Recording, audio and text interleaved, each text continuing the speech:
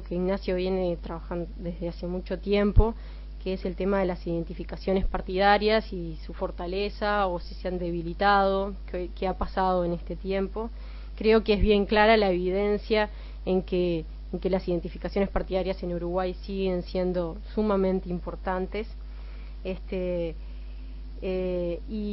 es muy claro el trabajo en presentar una serie de hipótesis y después mostrar la evidencia que va aportando a la verificación o refutación de cada una de ellas. ¿Sí?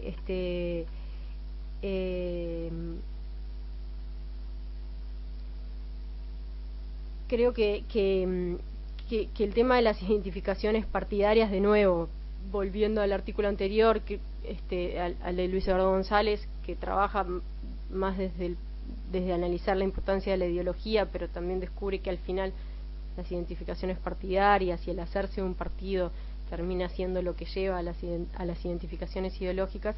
Creo que en esto de la importancia que tiene, capaz que lo que digamos le faltaría como vuelta de tuerca es decir, bueno, en comparación a los otros factores, ¿sí? Es más o menos importante. ¿Sí? Queda claro que es sumamente importante, y de nuevo la evidencia es súper clara, el artículo está muy bien organizado, prolijo, uno va como viendo todos los pasos del razonamiento, pero por ejemplo me quedaba esa duda de decir, bueno, ¿cómo podemos saber para que, por ejemplo, las elecciones municipales, ¿no?, que es el eje del artículo que tanto pesan las identificaciones partidarias en esas en el voto municipal, bueno, cuál es el peso relativo de esas, ¿sí? Entonces creo que ahí habría que recurrir como a otra metodología, como un análisis más capaz que de regresión, para ver el nivel del impacto que tienen, ¿sí?, las identificaciones partidarias en comparación con otros factores, y ver si, por ejemplo, cosas que Sosnadar ya menciona, sí, pero bueno, la evaluación de la gestión municipal, el tema de quiénes sean los candidatos, la posición frente a determinados temas, y entonces de esa manera ver si pesa más o menos, sí, que lo que pesa en la elección nacional, que creo que es como lo atractivo del artículo, es justamente esta discusión, si pesan tanto las identificaciones partidarias a nivel municipal o pesan más otras cosas, si hay otros factores. Entonces uno llega a la conclusión de que sí, las identificaciones partidarias pesan mucho, pesan menos que a nivel nacional, pero siguen siendo muy relevantes. Capaz que uno se queda con ganas de más, de conocer más, ¿no? De ver todavía un capítulo más ampliado de eso, o un libro sobre el tema de qué pasa con esto en las elecciones municipales, que en realidad sabemos muy poco. Sí, sabemos mucho menos de las decisiones electorales a nivel departamental que de cómo toman decisiones los votantes a nivel nacional. Bueno, de nuevo, creo que cualquiera de los 4 trabajos es en sí mismo algo para dedicarle tiempo, mirar, dar vueltas y recomendar a otros que lean, y seguro que es una gran contribución para la disciplina nacional y para el trabajo de nosotros también como profesores. Así que muchas gracias.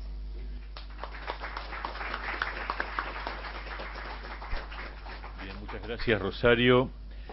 Tendríamos entonces ahora el comentario de Adolfo Garcé, que también es de nuestra disciplina, docente en la Universidad de la República, magíster en ciencia política y en proceso de doctorado. No te lo recuerdo. Bien, adelante. Bueno, muchísimas gracias, Pablo, por la invitación. Muchísimas gracias a la Konrad Adenauer y a la Universidad Católica, donde tuve el gusto de trabajar hace unos años atrás. Y lo digo de verdad, porque fue un gusto trabajar acá, hasta que me dediqué ingresé en el régimen de dedicación total en la Universidad de la República. Y después, un poquito más adelante, voy a hacer un cuento sobre evolución institucional, se llamaba así la materia, porque tiene que ver con alguna de las cosas que plantea Irazábal. Bueno, la verdad que leer este libro es interesante y no es tan difícil. No es tan difícil. Digo que no es tan difícil porque es un libro bien escrito, un libro claro. Cada uno de los capítulos que presentaba Rosario son accesibles. Todos están apoyados en muchísima información. Y la primera impresión la primera impresión que uno tiene después que termina de leer el libro es cuánto ha avanzado esta disciplina. Una vez más, cuánto ha avanzado esta disciplina en relativamente poco tiempo. Son trabajos, que están apoyados en información, que dialogan con las teorías. Confieso que aprendí mucho, leyendo en particular tu artículo y el de Nacho sobre las teorías, no sé cómo llamarles, sociocéntricas, de comportamiento electoral, ¿no? Que vinculan el comportamiento electoral con las características sociodemográficas. Entonces, es un libro que revela, yo diría, la madurez de la disciplina. Cada uno de los capítulos son capítulos extraordinariamente sobrios y serenos, diría yo.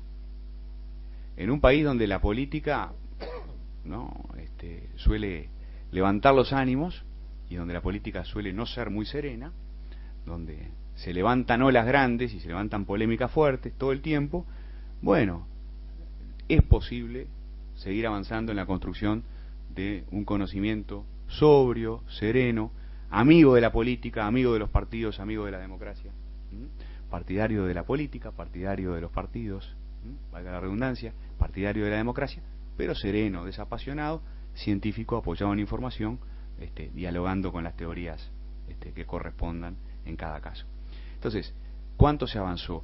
Y yo diría, ¿cuánto se avanzó en general en la ciencia política y cuánto se ha avanzado y qué ventaja, en cierto modo, competitiva tiene esta facultad, ¿no?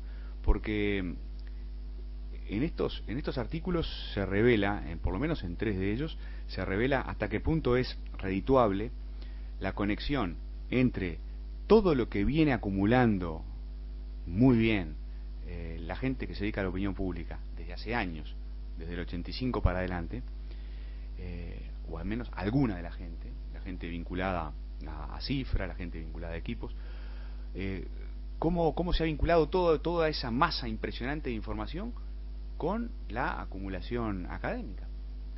Le estamos, digo, en nombre de la ciencia política, le estamos sacando mucho más jugo, ¿no?, a toda la inmensa cantidad de datos que las empresas de opinión pública en este país han logrado generar desde el 85 para adelante.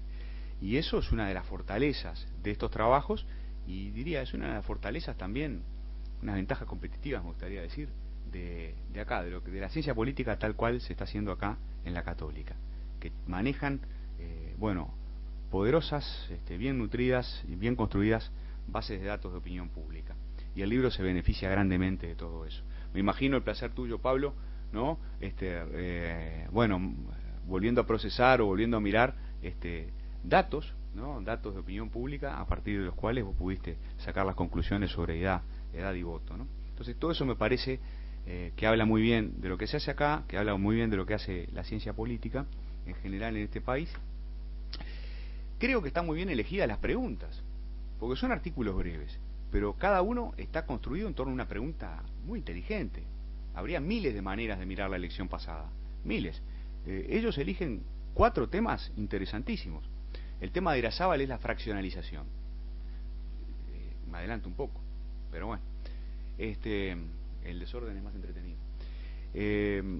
La fraccionalización. Cuando yo daba clases sobre evolución de las instituciones políticas acá, yo decía en clase, uno de los debates más apasionantes, si no el más apasionante, y probablemente el más sofisticado, y seguramente el más duro, de los debates académicos, es el debate sobre cuántas fracciones hay en los partidos políticos y cómo ha evolucionado con el correr del tiempo. El debate Bernaza, Bouquet, Monestier. Es un debate precioso, sofisticadísimo, que a veces fue doloroso, ¿no?, para más de uno de los involucrados, pero es un debate muy sofisticado, de primer nivel. Irazábal se coloca en esa discusión, elige un tema importantísimo, el tema de, la fraccionalización. Pablo, el tema que vos elegís, el tema de la edad, y cómo se vincula la edad con el voto. Bueno, cualquier ciudadano sabe que este es un tema clave, cualquier ciudadano a esta altura, ni que hablar que los políticos saben que este es un tema importantísimo. El tema de los jóvenes siguen votando al Frente Amplio o no siguen votando el Frente Amplio. Es un escenario dentro de 10 años si los jóvenes siguen votando el Frente Amplio, es un escenario si no mantienen esta preferencia.